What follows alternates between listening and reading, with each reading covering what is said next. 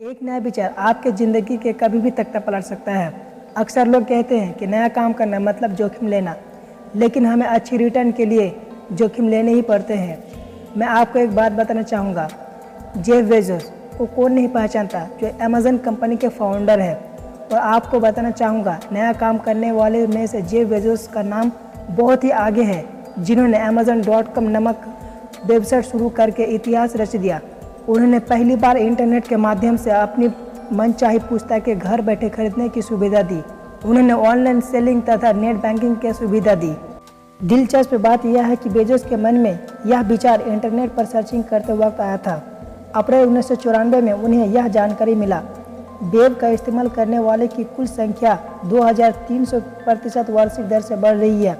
उन्होंने सोचा कि इंटरनेट का इस्तेमाल करने वाले की संख्या इतनी तेज़ी से बढ़ रही है तो इसमें बिजनेस करना बहुत ही फायदेमंद रहेगा। अगला सवाल था कि इंटरनेट पर आखिर बेचा क्या जाए। उनके मन में बहुत सी चीज़ें घूमने लगे, संगीत की सीडी, पुस्तक, खिलौना आदि। अंत में बेजोस ने पुस्तक बेचने का निर्णय लिया। इसका कारण यह था कि ऑफलाइन बुक स्टोर के बजाय ऑनलाइन बुक स्टोर खोलना ज़्यादा आसान है। ऑफलाइन बुक स्टोर खोलने के लिए बहुत मात्रा में पूंजी, इमारत और फर्नीचर की आदि की ज़रूरत होती है, जबकि इंटरनेट के माध्यम से बहुत ही कम लागत में आसानी से पुस्तक बेची जा सकती है। ध्यान देने वाली बात यह है कि बेजोस के मन में शुरुआती विचार के बाद बहुत से विचार आए थे और उन्हें सबसे अच्छे विचार का चुनना था। जेफ बेजोस का बिजनेस गैरेज में सॉफ्टवेयर बनाने के लिए कंप्यूटर रखवाया। अच्छी बात यह है कि बेजोस को खुद सॉफ्टवेयर बनाना आता था।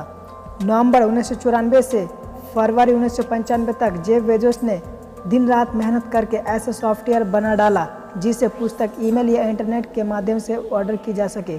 बेजोस के इरादे बुलंद थे। उन्होंने एक कंपनी के सामने कही थी कि मैं पुस्तक उद्योग के बारे में तो मैं नहीं जानता हूँ, मैं इतना जानता हूँ कि पुस्तक बेचकर उद्योग का नक्शा बदलने वाला हूँ।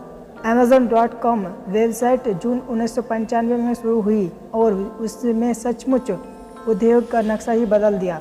इसका नाम संसार के सबसे बड़े नदी के नाम पर रखा गया, क्योंकि बेजोस संसार के सबसे बड़े पुस्तक विक्रेता बनना चाहते थे और जल्द ही उनके सपने पूरे हुए।